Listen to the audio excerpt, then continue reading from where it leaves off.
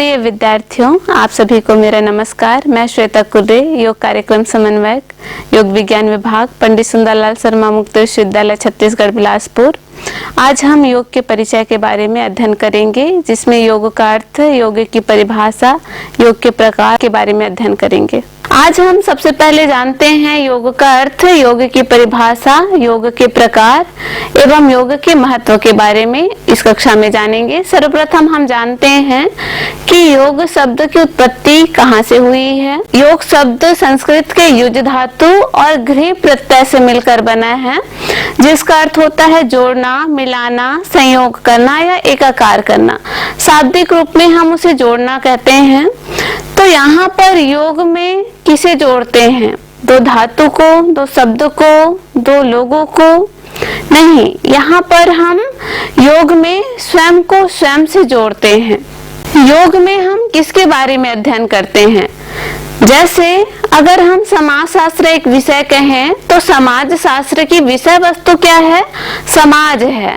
समाज शास्त्र में हम समाज का अध्ययन करते हैं, समाज कैसे बनता है, समाज का विकास कैसे होता है, समाज को कौन कौन सी चीजें प्रभावित करती है आदि। ठीक वैसे ही हर विषय का एक विषय वस्तु होता है, जिसके बारे में ही हम उस विषय में पढ़ते हैं। योग में हम आत्म तत्व का अध्ययन करते हैं, स्वयं का अध्ययन करते हैं। यहाँ पर स्वयं का अध्ययन कैसे होता है कि हम कौन हैं, अर्थात इस शरीर के बारे में हम अध्ययन करते हैं, लेकिन इस शरीर के भीतर जो चेतना है उसका हम अध्ययन करते हैं कि हमारा जन्म क्यों हुआ है, हमारे जीवन का उद्देश्य क्या है, इसका लक्ष्य क्या है, किसे प्राप्त करना है आदि। योग में हम स्वयं का अध्ययन करते हैं, उस आत्म चेतना का अध्ययन करते हैं। योगांक को संधि विच्छेद करें तो दो भागों में बटा हुआ है, योग धन अंग। अंग में हम योग के देखते हैं आसन, प्राणायाम, मुद्रा, बंध, षटकर्म।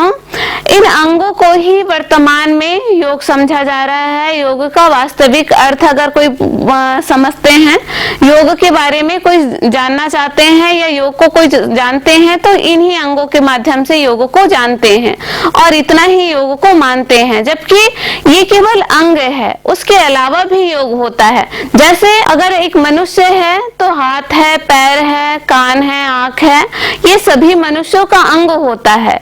लेकिन हाथ पैर नहीं होने से क्या मनुष्य का अस्तित्व नहीं होता है? नहीं, उनका भी अस्तित्व है। ठीक वैसे ही आसन, प्राणायाम, मुद्रा, बंध, षटकर्म हम ना भी करें तब भी हम योग कर सकते हैं। कैसे? भक्ति से, ज्ञान से, कर्म से, मंत्र से, साधना से।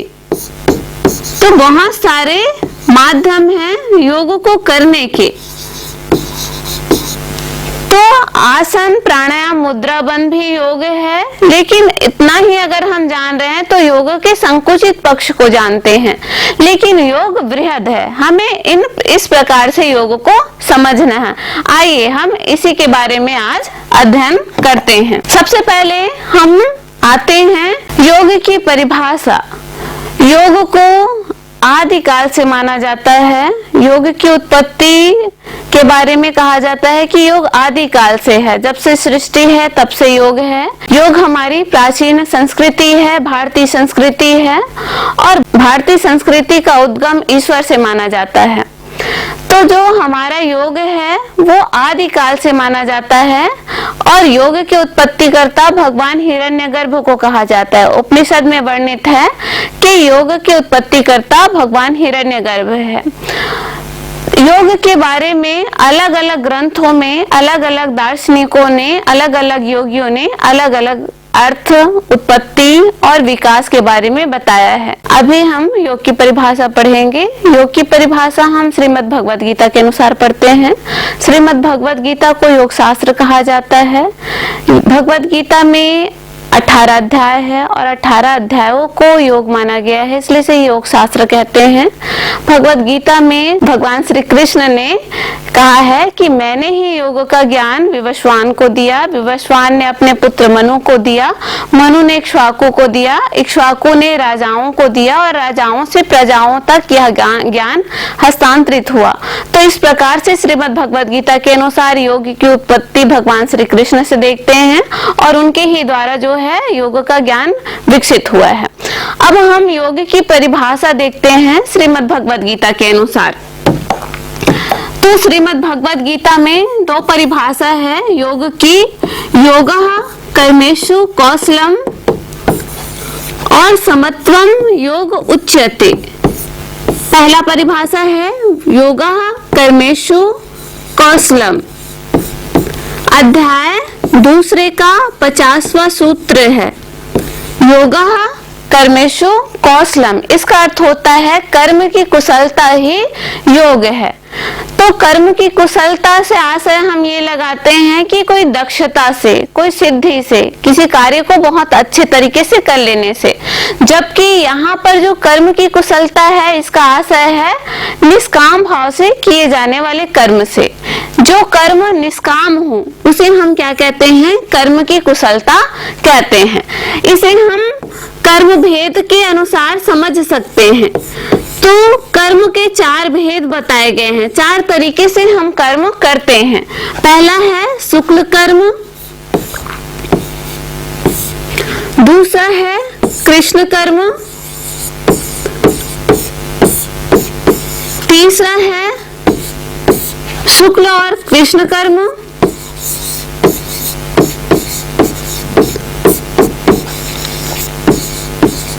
चौथा है अशुक्ल और अकृष्ण कर्म।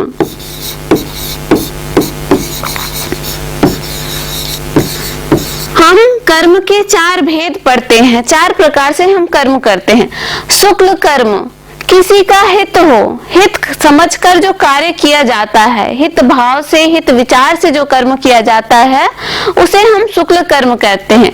कृष्ण कर्म वह कर्म जिसमें हम किसी का अहित सोचते हैं या अहित का भाव होता है उसे कहते हैं कृष्ण कर्म। शुक्ल और कृष्ण कर्म हम किसी के लिए अच्छा सोचते हैं और किसी के लिए बुरा सोचते हैं। तो अच्छा और बुरा जो सोचकर हम कर्म करते हैं उसे कहते हैं शुक्ल और कृष्ण कर्म। चौथा है और अंतिम है अशुक्ल और अकृष्ण कर्म। इसमें हम किसी का ना अच्छा सोचते हैं ना किसी का बुरा सोचते हैं। जो कर्म है, जो हमारा दायित्व है उसे हम करते हैं। यह अवस्था कैसे होती है या कर्म कैसे हम कर सकते हैं? जब हम समाधिस्थ हो जाते हैं, जब हमें ज्ञान प्राप्त हो जाता है, जब हमारी बुद्धि स्थित हो जाती है, उस स्थिति में ही यह कर्म हमसे होता है अशुक्ल और अकृष्ण कर्म, जिसमें हम किसी भी फल की आशा के बिना कर्म करते हैं। इसे कहते हैं निष्काम कर्म। योगा कर्मेषु कौशलम का आशय है कि वह कर्म जो निष्काम हो, निष्काम भाव से किए जाने वाले कर्म को हम योग कहते हैं या योग से हम निष्काम कर्म करते हैं। श्रीमद् भगवत गीता में एक और परिभाषा है योग की, समत्वम योग उच्यते। इसका आशय है समता ही योग है, सम्यक ही योग है। समत्वम, समत्वम का आशय है सम्यक स्थिति।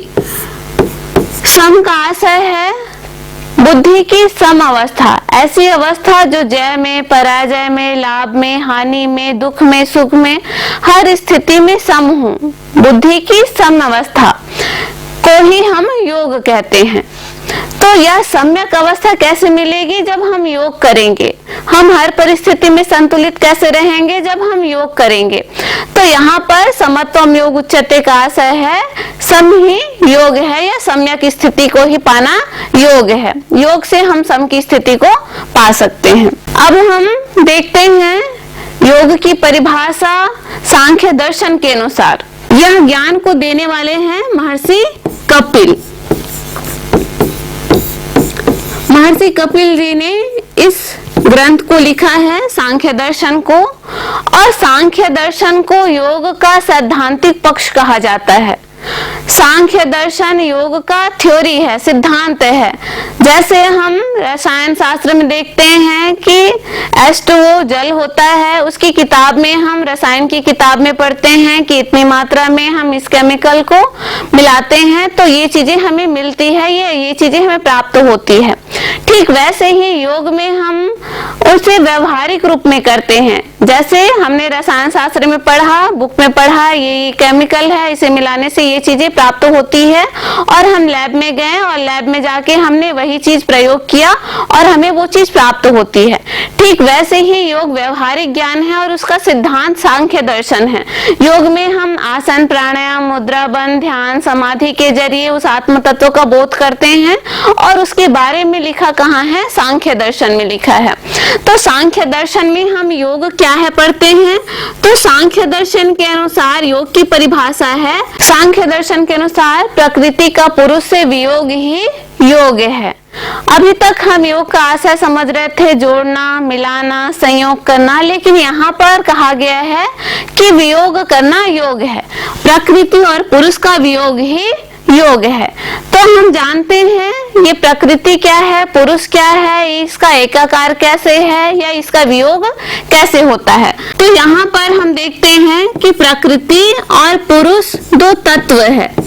सांख्य और योग दर्शन को द्वैतवादी दर्शन कहते हैं क्योंकि ये दो तत्वों को मानता है। प्रकृति का आशय होता है, प्रकृति की विशेषता है कि प्रकृति जड़ है, प्रकृति अचेतन है।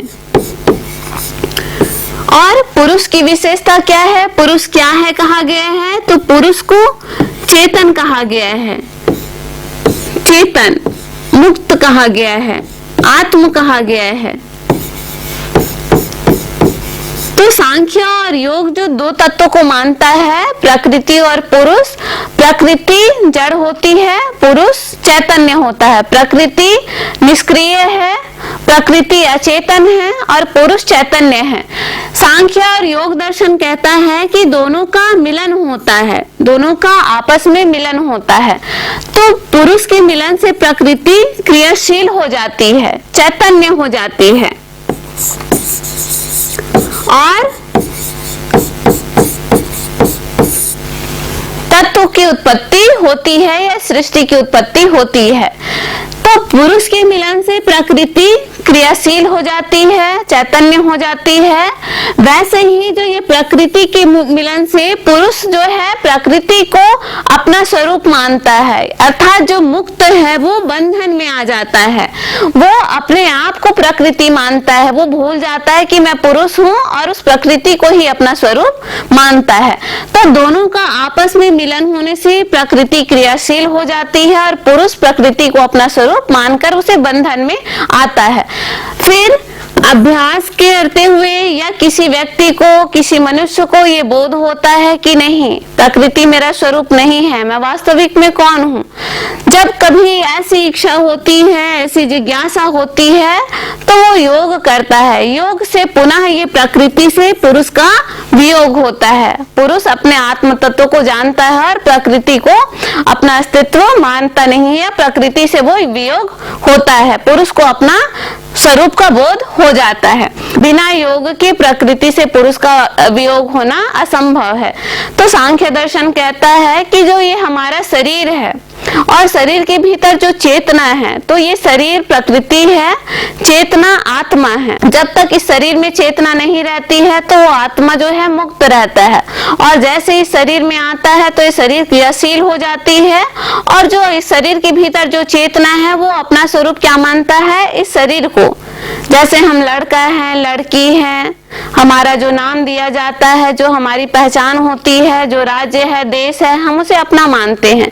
जबकि जो चेतना है, जो आत्मा है, ना उसका कोई रंग है, ना रूप है, ना गुण है, ना कोई आकार है, लेकिन अभी हम अपने आप को मानते हैं एक शरीर के रूप में, एक आकार के रूप में। अपना जो ज्ञान है, जो समझ है, जो पहचान है, उसे ही हम अपना मानते हैं। तो ये हमारी वास्तविक पहचान नहीं है। जब हम योग करेंगे तो पुनः उस चेतना को, आत्मा को, अपने आत्म तत्व का बोध होगा और इस शरीर से, इस प्रकृति से वियोग हो जाएगा, अलग हो जाएगा।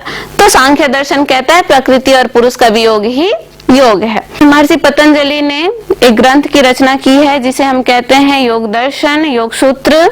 उन्होंने योग के ज्ञान को सूत्रबद्ध करके बताया है, सूत्र रूप में बताया है। चूंकि वो योग का ज्ञान है इसलिए उसे योग सूत्र कहते हैं। योग सूत्र में उन्होंने 195 सूत्र दिए हैं जिसे 4 भागों में बांटा है, जिसे 4 पाद कहते हैं। पहला है समाधि पाद, दूसरा है साधन पाद, तीसरा है विभूति पाद, चौथा है कैवल्य पाद।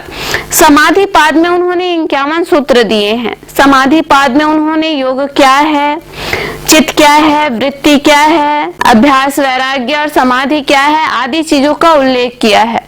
साधन पाद में उन्होंने अष्टांग योग को बताया है, बहिरंग योग की व्याख्या है।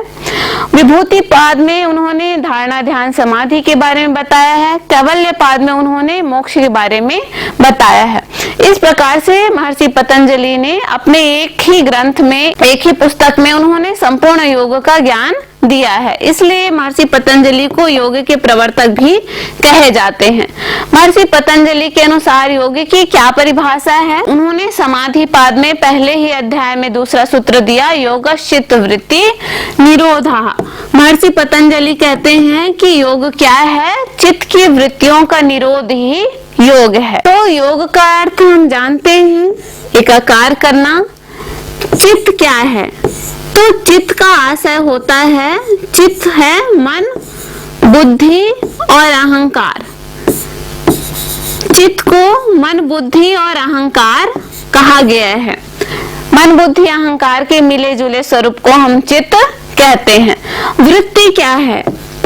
तो चित्त का परिणाम ही वृत्ति है। जो चित्त में उत्पन्न होता है उसे ही वृत्ति कहा गया है। जैसे मन विचार करता है, कल्पना करता है। बुद्धि क्या करता है? बुद्धि तर्क करता है, सही है, गलत है।